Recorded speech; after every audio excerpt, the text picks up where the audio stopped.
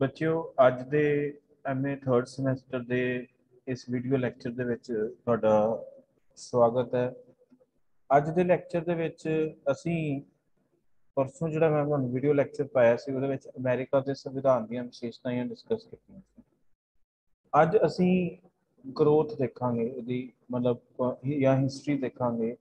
ਜਿਹੜਾ ਅਮਰੀਕਾ ਦਾ ਕਨਸਟੀਟਿਊਸ਼ਨ ਹੈ ਉਹਦਾ ਇਤਿਹਾਸ ਦੇਖਾਂਗੇ, ਠੀਕ ਹੈ, ਉਹਦੇ ਉੱਤੇ ਚਰਚਾ ਕਰਾਂਗੇ ਤੇ ਨਾਲ ਹੀ ਨਾਲ ਇਹਦੀ ਗਰੋਥ ਕਿੱਥੋਂ ਹੋਈ ਹੈ, ਗਰੋਇੰਗ ਕਨਸਟੀਟਿਊਸ਼ਨ ਕਿੱਦਾਂ ਹੈਗਾ ਹੈ।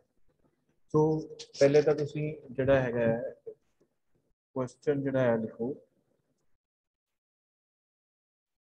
ਹੁਣ ਕੁਐਸਚਨ ਬਣਦਾ ਹੈ ਜੀ, the constitution of USA, the constitution of USA like that of Britain, like that of Britain is a living and fecund, fecund the spelling है FECUND, fecund system discuss, fecund system discuss। यह question ਤੁਹਾਨੂੰ ਇਸ ਤਰ੍ਹਾਂ ਵੀ ਆ ਸਕਦਾ ਹੈ, the American Constitution has necessarily changed as the nation has changed, as the nation has changed। Discuss this statement, discuss this statement। ਇਹ question ਤੁਹਾਨੂੰ तीसरी तरह इदा भी पूछा जा सकता है, the constitution of the USA is a skeleton, the constitution of USA is a skeleton which customs, comma, the exigencies, which customs the exigencies of party warfare, comma, national emergencies and economic development have clothed with flesh, have clothed with flesh, and which national faith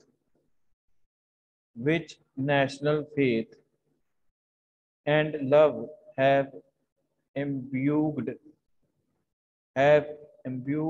with life। Discuss this statement, discuss this statement।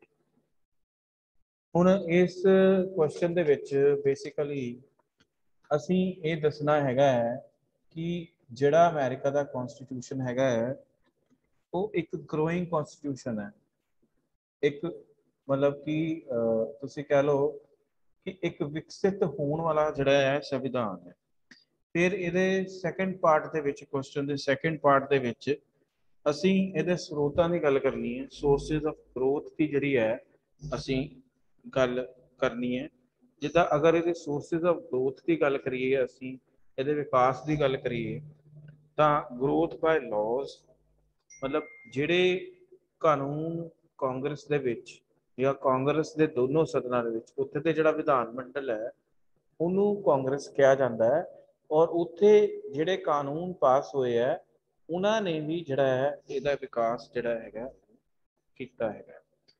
ਫਿਰ ਜਿਹੜੀਆਂ amendments ਹੋਈਆਂ, ਜਿਹੜਾ America ਦਾ ਸੰਵਿਧਾਨ ਹੈ ਉਹਦੇ ਵਿੱਚ ਜਿਹੜੀਆਂ amendments ਹੋਈਆਂ ਹੁਣ ਤੱਕ, ਜਿਹੜੀਆਂ ਸੰਸ਼ੋਧਨ ਹੋਏ ਹੈ, ਉਹਨੇ ਵੀ ਇਹਦੇ ਵਿਕਾਸ ਦੇ ਵਿੱਚ ਜਿਹੜੀ ਹੈ ਅਹਿਮ ਭੂਮਿਕਾ ਜਿਹੜੀ ਹੈ ਉਹ ਨਿਭਾਈ ਹੈ। ਹਾਲੇ ਤੱਕ ਅਗਰ ਅਸੀਂ ਗੱਲ ਕਰੀਏ, ਹਾਲੇ ਤੱਕ ਅਮਰੀਕਾ ਦੇ ਕਨਸਟੀਟਿਊਸ਼ਨ ਦੇ ਵਿੱਚ 27 ਅਮੈਂਡਮੈਂਟਸ ਹੋਈਆਂ, ਠੀਕ ਹੈ ਜੀ। ਉਹ 27 ਅਮੈਂਡਮੈਂਟਸ ਦੇ ਵਿੱਚ ਕਿਹੜੇ ਕਿਹੜੇ ਚੇਂਜਸ ਹੋਏ ਹੈ ਔਰ ਉਹਨੇ ਸੰਵਿਧਾਨਿਕ ਜਿਹੜਾ ਵਿਕਾਸ ਹੈ ਉਹਦੇ ਉੱਤੇ ਕੀ ਅਸਰ ਪਾਇਆ ਹੈ, ਇਹਦੇ ਬਾਰੇ ਵੀ ਜਿਹੜੀ ਹੈ ਅਸੀਂ ਜਿਹੜੀ ਹੈ ਉਹ ਚਰਚਾ ਜਿਹੜੀ ਹੈ ਉਹ ਕਰਾਂਗੇ। ਫਿਰ ਜਿਹੜੇ ਪ੍ਰੈਜ਼ੀਡੈਂਟ ਹੋਏ ਆ ਉੱਥੇ, ਜਿਹੜੇ ਉੱਥੇ ਜਿਹੜਾ ਹੈਗੇ ਆ ਰਾਸ਼ਟਰਪਤੀ, ਜਿਹੜਾ ਉੱਥੇ ਰਾਸ਼ਟਰਪਤੀ ਹੋਇਆ ਹੈ, ਠੀਕ ਹੈ ਜੀ, ਜਿਹੜਾ ਉੱਥੇ ਰਾਸ਼ਟਰਪਤੀ ਹੋਇਆ। ਬੱਚੇ ਇਹ ਐਮਏ 3rd ਸਮੈਸਟਰ ਦੀ ਕਲਾਸ ਚੱਲਦੀ ਪਈ ਹੈ ਤੇ ਤੁਸੀਂ ਲੀਵ ਕਰ ਦਿਓ, ਤੁਸੀਂ ਫਸਟ ਸਮੈਸਟਰ 'ਚ ਹੈਗੇ ਹੋ। ਲਵਦੀਪ ਕੌਰ, ਤੁਸੀਂ ਲੀव ਕਰ ਜਾਓ क्लास।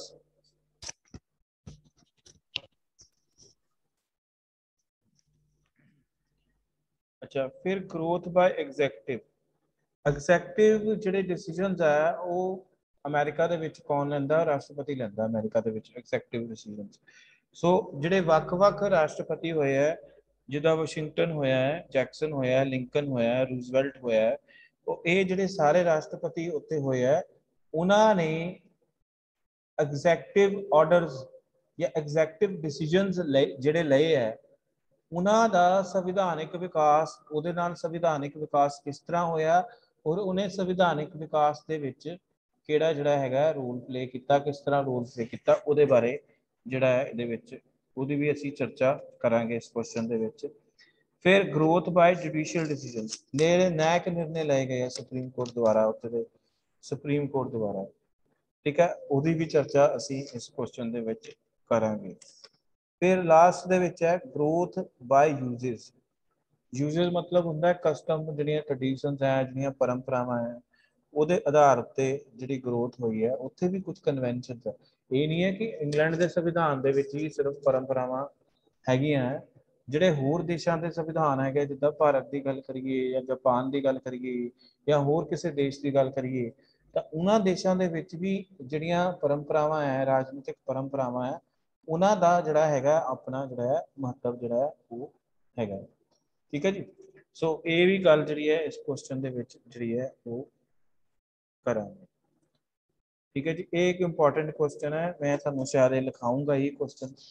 ਸੋ ਪਹਿਲੇ ਅਸੀਂ ਇਹਦਾ ਥੋੜਾ ਜਿਹਾ ਆਪਾਂ ਜਿਹੜਾ ਉਦਾਂ ਜਰਨਲ ਜਿਹੜਾ ਇਹਦਾ ਇਤਿਹਾਸ ਹੈਗਾ ਉਹ ਅਸੀਂ ਉਹਦੇ ਉੱਤੇ ਚਰਚਾ ਜਿਹੜੀ ਕਰ ਲੈਂਦੇ ਹਾਂ। ਹੁਣ ਅਮਰੀਕਾ ਦੇ ਵਿੱਚ ਜਿਹੜਾ ਸੰਵਿਧਾਨ ਹੈਗਾ, ਜਿਹੜਾ 1789 ਚ ਬਣਿਆ ਸੀਗਾ, ਬਣ ਕੇ ਤਿਆਰ ਹੋਇਆ ਸੀਗਾ, ਉਹਦੇ ਵਿੱਚ ਜਿਹੜਾ ਫਿਲਡਲਫੀਆ ਦੇ ਵਿੱਚ ਜਿਹੜਾ ਅਧਿਵੇਸ਼ਨ ਹੋਇਆ ਸੀ 1787 ਦੇ ਵਿੱਚ, ਕਿ ਆ ਦੇਖੋ, the document was written in 1787 and was ratified through the series of state conventions held in 87 ਦੇ ਵਿੱਚ, 1787 ਦੇ ਵਿੱਚ ਜਿਹੜਾ ਅਮਰੀਕਾ ਦਾ ਕਨਸਟੀਟਿਊਸ਼ਨ ਸੀਗਾ ਉਹ ਬਣ ਕੇ ਤਿਆਰ ਹੋ ਗਿਆ ਸੀ। ਮਤਲਬ ਉਹਦੇ ਵਿੱਚ ਕੋਈ ਇਦਾਂ ਦੀ ਡਿਲੇ ਨਹੀਂ ਸੀ, ਉਹ ਬਣ ਕੇ ਤਿਆਰ ਹੋ ਗਿਆ ਸੀ। ਪਰ ਤੁਹਾਨੂੰ ਜਿੱਦਾਂ ਪਤਾ ਹੈ ਕਿ ਜਿਹੜਾ ਅਮਰੀਕਾ ਦਾ ਕਨਸਟੀਟਿਊਸ਼ਨ ਹੈ ਉਹ ਬਹੁਤ ਜ਼ਿਆਦਾ ਕਠੋਰ ਹੈ, ਬਹੁਤ ਜ਼ਿਆਦਾ ਰਿਜਿਡ ਹੈ। ਇਸ ਕਰਕੇ ਉੱਥੇ ਦੇ ਜਦ ਤੱਕ ਸਟੇਟਸ ਦੀ ਮਨਜ਼ੂਰੀ ਨਹੀਂ ਮਿਲਣੀ ਸੀ, ਰੈਟੀਫਿਕੇਸ਼ਨ ਨਹੀਂ ਹੋਣੀ ਸੀਗੀ ਸਟੇਟਸ ਤੋਂ, ਤਦ ਤੱਕ ਜਿਹੜਾ ਉਹ ਸੰਵਿਧਾਨ ਜਿਹੜਾ ਸੀਗਾ ਉਹ ਲਾਗੂ ਜਿਹੜਾ ਹੈ ਉਹ ਨਹੀਂ ਹੋਣਾ ਸੀ। ਸੋ ਫਿਲਡਲਫੀਆ ਕਨਵੈਨਸ਼ਨ ਨੇ 1787 ਦੇ ਵਿੱਚ ਅਮਰੀਕਾ ਦਾ ਜਿਹੜਾ ਸੰਵਿਧਾਨ ਸੀਗਾ ਉਹ ਬਣਾ ਕੇ ਤਿਆਰ ਕਰ ਦਿੱਤਾ ਸੀ, 87 ਦੇ ਵਿੱਚ, 88 ਦੇ ਵਿੱਚ ਤੇ 89 ਦੇ ਵਿੱਚ। ਠੀਕ ਹੈ ਜੀ, ਇਹ ਤਿੰਨ ਸਟੇਟ ਲੈਵਲ ਜਿਹੜੇ ਅਧਿਵੇਸ਼ਨ ਹੋਏ, ਕਨਵੈਨਸ਼ਨ ਹੋਈ, ਉਹਦੇ ਵਿੱਚ ਇਹਨੂੰ ਰੈਟੀਫਾਈ ਕੀਤਾ ਗਿਆ, ਉਹਦੇ ਵਿੱਚ ਚੇਂਜਸ ਕੀਤੇ ਗਏ, ਸਾਰਾ ਕਰਕੇ ਜਿਹੜਾ ਹੈ ਉਹਦੇ ਵਿੱਚ ਫਿਰ ਜਿਹੜੀਆਂ ਪਹਿਲੀਆਂ 10 ਅਮੈਂਡਮੈਂਟਸ ਹੋਈਆਂ ਸੀ ਅਮਰੀਕਾ ਦੇ ਸੰਵਿਧਾਨ ਦੇ ਵਿੱਚ, ਉਹਦੇ ਦੁਆਰਾ ਬਿੱਲ ਆਫ ਰਾਈਟਸ ਨੂੰ ਜਿਹੜਾ ਜਗ੍ਹਾ ਦਿੱਤੀ ਗਈ ਸੀ। ਜਿਹੜੇ ਫੰਡਾਮੈਂਟਲ ਰਾਈਟਸ ਹੈਗੇ ਆ ਲੋਕਾਂ ਦੇ, ਅਮਰੀਕਾ ਦੇ ਲੋਕਾਂ ਦੇ, ਉਹਨਾਂ ਨੂੰ ਜਿਹੜਾ ਬਿੱਲ ਆਫ ਰਾਈਟਸ ਦੇ ਵਿੱਚ ਜਿਹੜੀ ਹੈ ਮਤਲਬ ਦਿੱਤੀ ਗਈ ਹੈ। ਹੁਣ the constitution grew from the efforts of reforms like articles of confederation।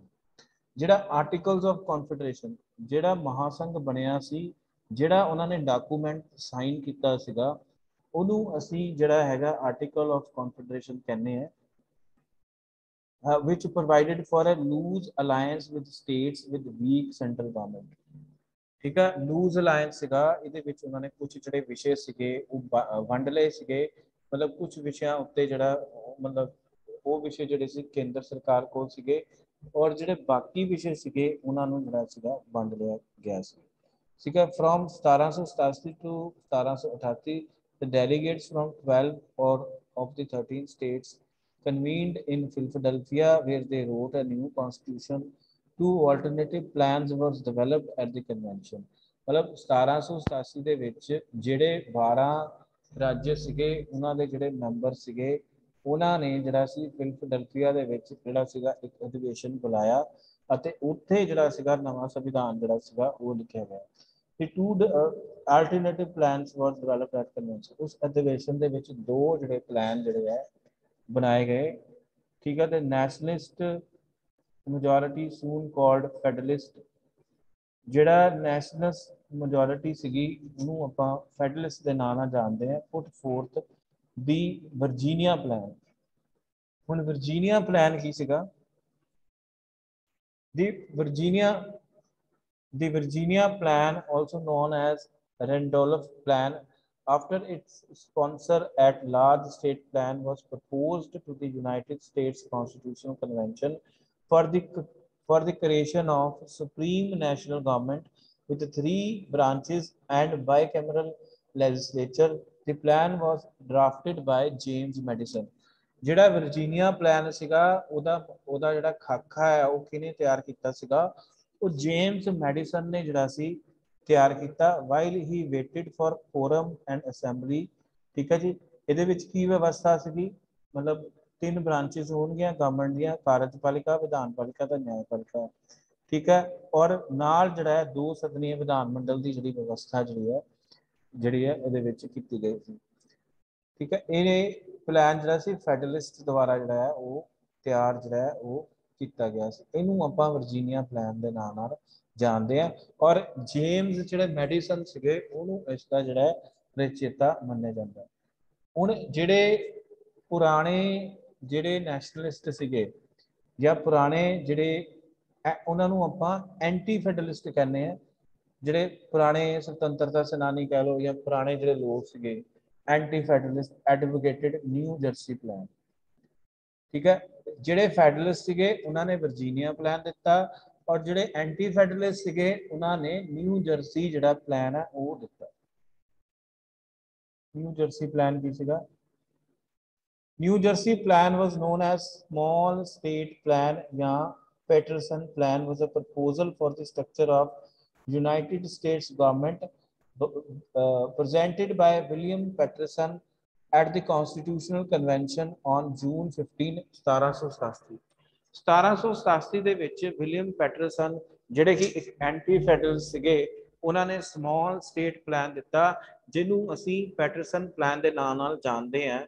ਠੀਕ ਹੈ। ਉਹ ਕਦੋਂ ਪੇਸ਼ ਕੀਤਾ ਗਿਆ? ਕਨਸਟੀਟਿਊਸ਼ਨਲ ਕਨਵੈਨਸ਼ਨ ਦੇ ਵਿੱਚ 15 ਜੂਨ 1787 ਨੂੰ ਜਿਹੜਾ ਸੀਗਾ ਇਸ ਨੂੰ ਜਿਹੜਾ ਸੀਗਾ ਪੇਸ਼ ਕੀਤਾ ਗਿਆ। The plan was created in response to Virginia plan। ਇਹ ਜਿਹੜਾ ਹੈ ਵਰਜੀਨੀਆ ਪਲਾਨ ਬਣਿਆ ਸੀ ਜਿਹਦਾ ਸਮਰਥਨ ਜੇਮਸ ਮੈਡੀਸਨ ਨੇ ਕੀਤਾ ਸੀ ਜਿਹੜਾ ਕਿ ਫੈਡਰਲਿਸਟ ਸੀਗਾ। ਉਹਦੀ ਪ੍ਰਤੀਕਿਰਿਆ ਦੇ ਰੂਪ ਦੇ ਵਿੱਚ ਜਿਹੜਾ ਸੀਗਾ ਇਹ ਪਲਾਨ ਜਿਹੜਾ ਆਇਆ ਸੀ। The 2 houses of Congress both elected with appointment according to population। ਕਹਿੰਦਾ 2 ਜਿਹੜਾ ਹੈ ਘਰ ਹੋਣਗੇ, ਜਿਹੜਾ ਵਿਧਾਨ ਮੰਡਲ ਹੋਏਗਾ ਅਮਰੀਕਾ ਦਾ। ਠੀਕ ਹੈ। ਤਾਂ ਉਹਦੇ ਵਿੱਚ ਜਿਹੜੀ ਅਪਾਇੰਟਮੈਂਟਸ ਹੋਣਗੀਆਂ ਜਿਹੜੇ ਵਿਅਕਤੀ ਚੁਣੇ ਜਾਣਗੇ ਜਾਂ ਉਹਨੂੰ ਅਪਾਇੰਟ ਕੀਤਾ ਜਾਏਗਾ ਉਹ ਅਕੋਰਡਿੰਗ ਟੂ ਪੋਪੂਲੇਸ਼ਨ ਹੋਏਗਾ। The less populous states were adamantly opposed most of the control of national government।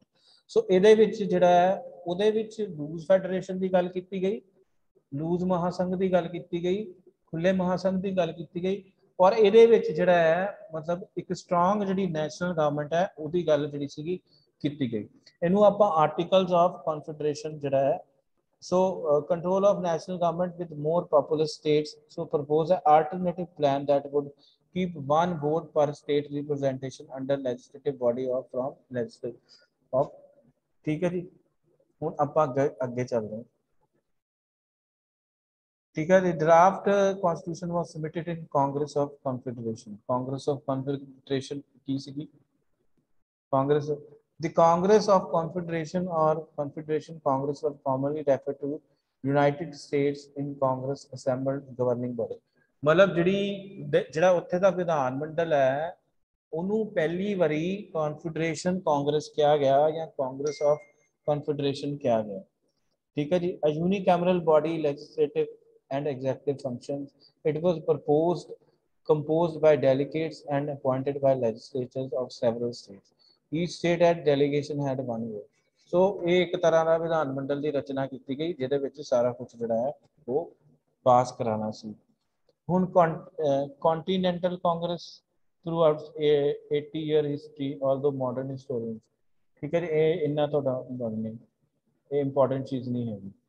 In 1791 the states ratified the bill of rights which was bill of rights ਜਿਹੜਾ ਉਹ 1791 ਦੇ ਵਿੱਚ ਜਿਹੜਾ ਸੀ ਉਹਨੂੰ ਸ਼ਾਮਿਲ ਕੀਤਾ ਗਿਆ।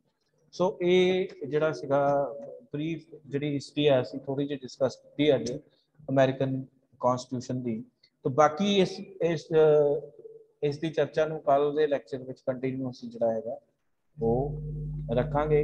सो कल बाकी दा लैक्चर जिहड़ा है मैं कल वाले लैक्चर दे विच तुहाडे नाल डिस्कस करूँगा। बाकी आपां ये वाला जिहड़ा क्वेश्चन हैगा है ग्रोथ ऑफ अमेरिकन कॉन्स्टिट्यूशन ये भी मैं तुहानूं कल जिहड़ा है दिखाऊंगा। मैं इहदा तुहानूं वीडियो लैक्चर्स ही जिहड़ा है अमेरिकन कॉन्स्टिट्यूशन दे जिहड़ा है पाऊंगा। ठीक है, ਇਹਨੂੰ डिस्कस करके ਆਪਾਂ डिक्लेरेशन किद्दां हुई, इंडिपेंडेंस किद्दां हुई। ठीक है जी, फिर first and second continental Congress की सी, ये सारी ਆਪਾਂ चर्चा जिहड़ी है वो कल वाले लैक्चर ਦੇ ਵਿੱਚ ਜਿਹੜੀ ਹੈ ਉਹ ਕਰਾਂਗੇ। Thank you for attending today's video lecture. So ਇਹਨੂੰ ਧਿਆਨ ਨਾਲ ਸੁਣਿਓ ਤਾਂ ਹੀ ਤੁਹਾਨੂੰ ਜਿਹੜਾ ਹੈ ਸਮਝ ਲੱਗੇਗੀ।